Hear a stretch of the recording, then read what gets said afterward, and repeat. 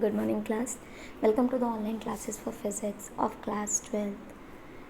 In the previous class itself, we have started a new chapter, that is magnetism and the matter, that is a part of a moving charges in the magnetism.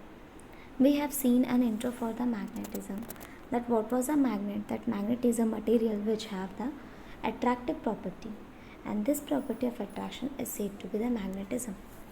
And we have seen that this magnetism is derived from the word that is Magnesia, an island of the Greece, where the pieces of naturally occurring iron ores were there on the land.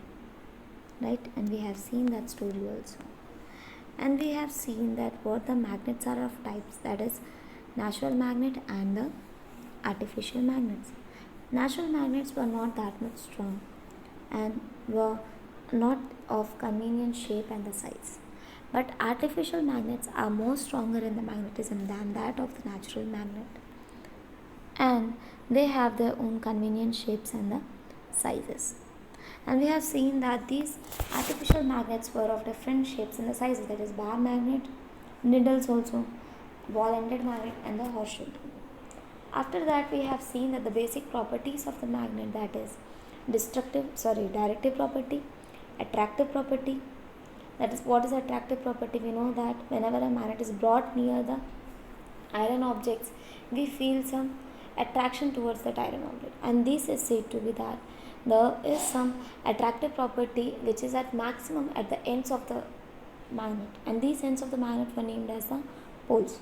So every magnet have the two poles, and they try to attract with the greatest attraction of that object. What is directive property? We know that whenever the magnet is suspended freely, then it always aligns itself in the geographical north and south, which is due to the Earth's north and south, that is, Earth behaves it as well as magnet itself. So what this magnet does when it suspends freely, then it always aligns itself in the geographical north and the south of the Earth. And what the next property was that the magnetic poles are always exist in pair, because if we just break down one magnet, then again we will get that north and south in that two parts differently. Similarly, if we broke that again in that four pieces, then also that four pieces will have their own poles, that is north and the south poles, right? So this is what the magnetic poles, that is, they exist in the pairs. Similarly, the like poles repel each other and the unlike poles attract each other. So this were the some properties that we have read in the last class also. So what were the magnetic field lines? That is, the magnetic field lines are always formed in the closed curved loops, and we know that it moves from north to south, but inside the magnet it moves from south to north.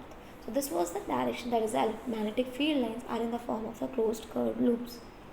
What were the magnetic poles? That is the regions of the concentrated strength in a magnet where the magnetic attraction is maximum, that was named as the poles, and they have the two poles. And the magnetic axis, that line passing through the pole of the magnet. Magnetic equator, that is line passing through the perpendicular to that of the magnetic axis. Right? And we have seen dipole also, that is the two different poles of the magnet are separated by a distance that is given by L or the 2L. So it is defined that the magnetic dipole moment is denoted by the letter M, and it is defined as charge, that is product of either the charge, any of the charge, and the distance between that two charges. So it is known as the dipole moment. So what we have read in the magnetic field lines, that the magnetic field lines are the closed curve loop. They are formed in the closed curve loop. They are defined as the closed curve that gives the direction of the magnetic field at that point. So this is always moves along the path of north pole to that of the south pole, but inside the magnet it moves from the south to north. That's why we can say that it is a closed curve loop, right? That is a closed curve loop. So the lines of forces that never crosses each other, that is one of the property that will never cross each other, because they move in the different directions. And the lines of forces have a tendency to contract lengthwise, right? They contract lengthwise because they are in the closed curve. They will contract in the lengthwise, but they will have expand sideways, and they have the attraction between the unlike pulses and repulsion between the like pulses.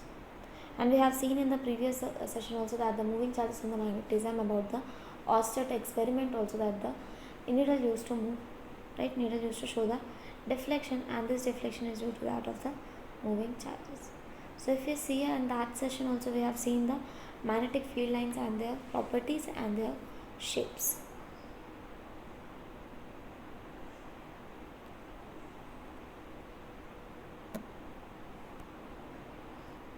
So this is what the magnetic field lines are like, that it is moving from north to south, and again it inside the magnet it will move from south to north.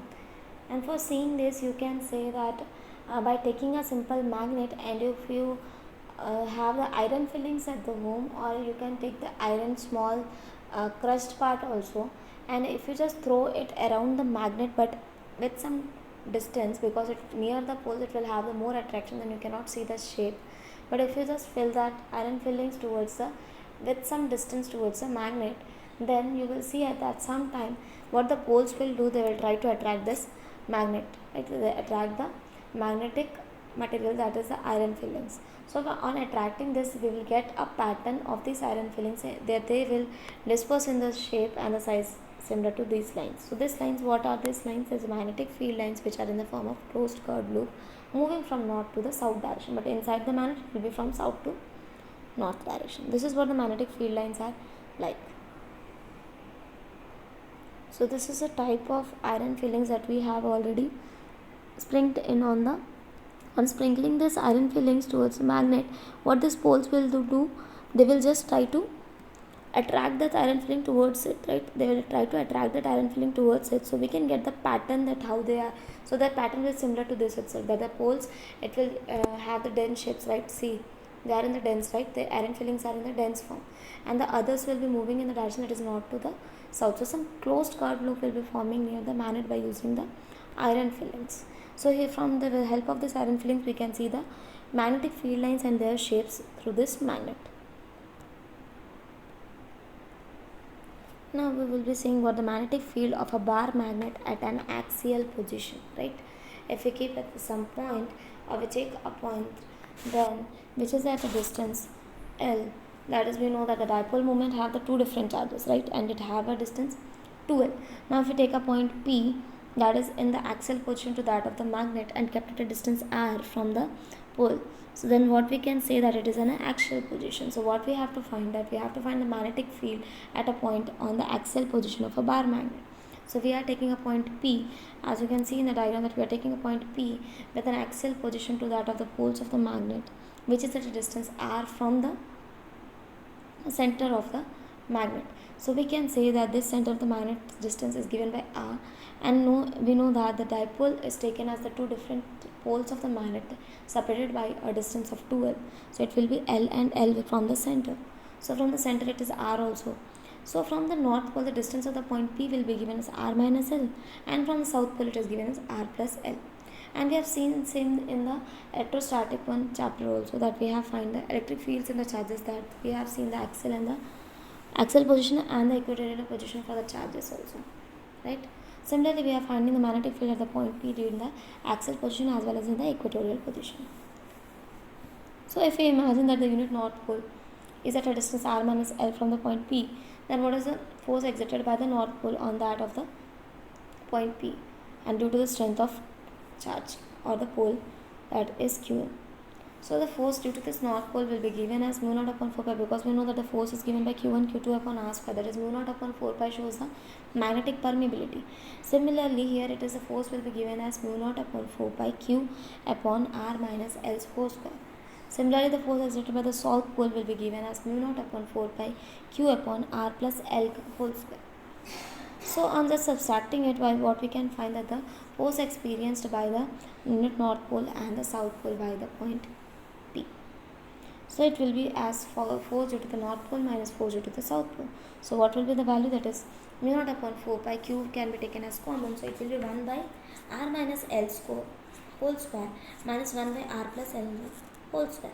So what we can write it as, that it is the axial position can be given as like this, right? So mu naught upon 4 pi Qm 4L upon R square minus L square the whole square, because the R square minus L square, how it came, because R plus R minus L, that is A plus B A minus B. So R plus and R plus R minus L can be given as R square minus L square, and then the numerator is given as 4L by taking the cross multiplication of this LCM. So how can it be given as? That is, B axial position can be given as mu naught upon 4 pi 2 mr upon r square minus L square the whole square. So we know that if the magnetic dipole moment is given as like this, and the first short bar magnet, then the L distance will be that smaller than that of the R, because if dipole's length is smaller, then it will be less than that of the distance between that point and the poles. So it is taken as L less than that of the R. So magnetic field at a point axial from the pole of the magnet is given as mu naught upon 4 pi 2 m upon r cube. So this is what the magnetic field due to the axial position at a point from the bar magnet. So now we have to derive an expression for the magnetic field at a point due to the equatorial line at the bar magnet. So we will take similar that the dipoles, that is two poles are given as qm and they are separated with a distance of 2l. So from the center the distance will be l and l, and if we take a point P that is at the equatorial from the axis of the magnet, from the magnetic axis, if we take that, it is at an angle theta from that of the point P. So we can take the force due to the north pole as mu naught upon 4 pi qm upon r square, but here what it is given as that r is the distance of the equatorial position and the hypotenuse is given as the x. So what the value will be, that is x is equals to r square plus l square, that is root over r square plus l square. So the value can be given as qm upon x square. So we can put the value of x here also, that is under root r square plus l square. Similarly, force due to the south pole can be given as under root r square plus l square. So on taking this both, we can say that the magnitudes as north and the south are equal. So the value will be that of the, in the components of the equatorial position can be given as cos theta. So sum of this both net forces will be given as the magnetic field at the point. So it is given as f cos theta plus f cos theta, which is given as qm upon x square, and that too by the 1 by x. So the net force will be given as the sum of the horizontal components, because the vertical components already cancelled each other. So it will be, net force will be given as the north pole placed at point P, that is cos theta. So the vertical sum of that equation, so it will be 2f cos theta, and on putting the value of the force, then it will be qm upon x square, and cos theta will be given as l upon x from the figure. So the value will be mu naught upon 4 pi m r square plus l square root 3 by 2. If the magnet is shorter in the length, then it will be less than that of the r. So on just neglecting the value of the l, it will be r cube itself. So it can be given as mu naught upon 4 pi r cube and m. So this is what the formulas for the axial position and the equatorial position.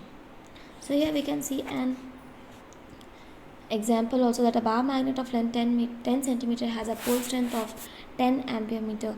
So because ampere for the q and the m for the pole, so it is given as ampere meter. Calculate the magnetic field at a distance 0.2 from its center due to its axial position as well as the equatorial position. For axial position, we have seen that it is 2m upon 2mr upon r square minus l square, because it's already given the distance also and the length of the dipole moment also. So it is taken as 10, that is the L, and taking that 0.2 as a r. So on putting these values, we can find out the value of the B axial position. Mu naught upon 4 pi was taken as 10 to the power minus 7, and similarly for the equatorial position, we take as r square plus l square to the power 3 by 2. So it is taken as 1.14 into 10 to the power minus 5 Tesla. So this is what the formula taken for the axial and the equatorial position. So in the next class, we will be seeing the further topics for the chapter. Thank you, class.